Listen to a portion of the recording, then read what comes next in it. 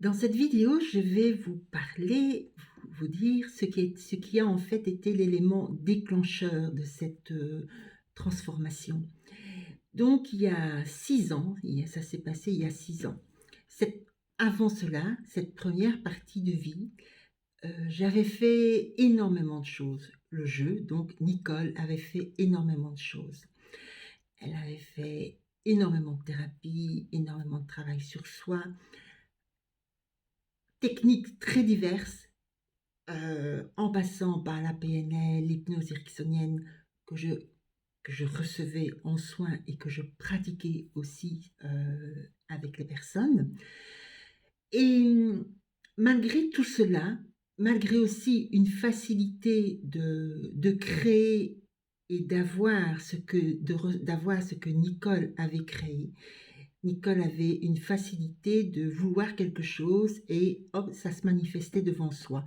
Ça pouvait aller au niveau dans tous les sens, au niveau des voitures, au niveau du travail, au niveau des partenaires de vie, tout. C'était une facilité parce que Nicole avait compris que à partir du moment où on ressent, et je suis essentiellement kinesthésique, à partir du moment où on ressent et la chose qu'on désire et qu'on lâche, elle se manifeste devant vous.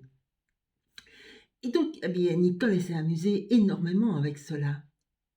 Et comme Nicole n'avait jamais entendu parler de chercheur de lumière, forcément, c'était son activité, son activité préférée. Elle faisait aussi les cartes, elle faisait, en fait, tout le monde du New Age, aujourd'hui j'appelle ça tout le monde du New Age, tous les gris-gris, Nicole a expérimenté. On passe énormément de temps dans ce monde des gris-gris, dans ce monde du New Age. On va parler de je parce que ça sera toujours mon expérience. Mais il y a 30 ans aussi, malgré que Nicole était toujours dans ce monde, dans cette réalité-là, eh bien, il y a 30 ans, j'ai pratiqué des pauses alimentaires. Et à cette première pause alimentaire, j'ai contacté cette autre dimension sans savoir ce que c'était réellement.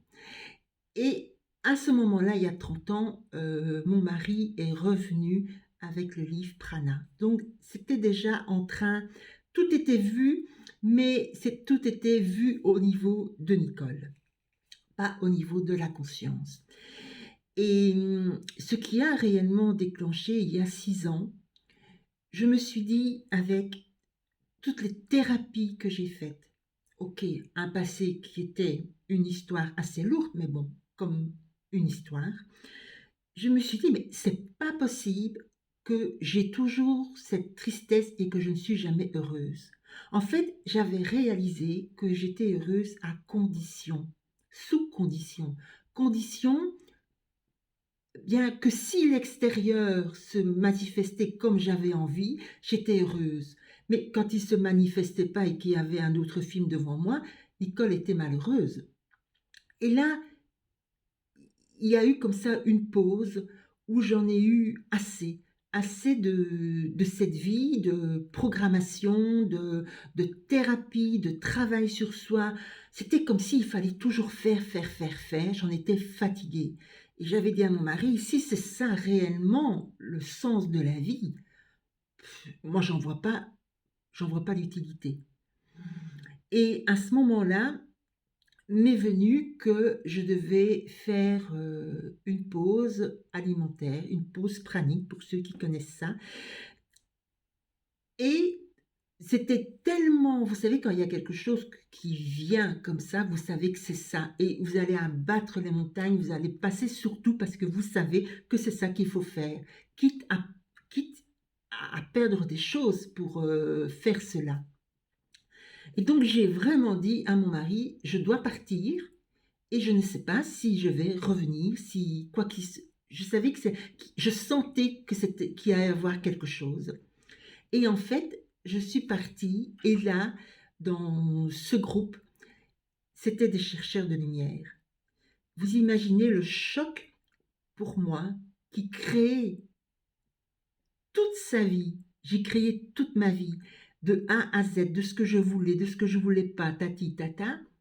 Et là, je me retrouve devant des chercheurs de lumière. J'ai été un peu, heu, pas choquée. En fait, ça j'ai vu, j'ai regardé ces chercheurs de lumière sans comprendre ce qu'ils cherchaient. Parce que pour moi, il y avait qu'une façon de vivre, cette façon dont j'avais toujours fait. Et je n'ai pas j'ai pas jugé, j'ai pas su, parce que si, au moment où je suis arrivée dans ce groupe, j'ai voulu partir parce que le choc, je crois, était déjà immense pour mon ego et j'ai voulu partir et à ce moment-là, une voix me dit: «Reste». Donc c'était comme si on m'avait collé là, devant ce film et je pouvais pas bouger et c'est là, en fait, où tout a commencé à changer et donc ma question dans cette première vidéo, plutôt pas autant pour vous, mais la question que je me suis posée, c'était: «Est-ce que je suis heureuse?»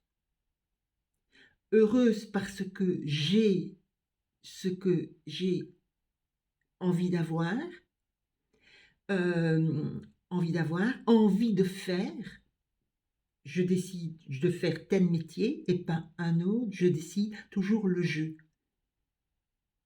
Et là, c'est cette question où je me suis rendu compte que j'étais pas heureuse du tout. J'étais heureuse sous condition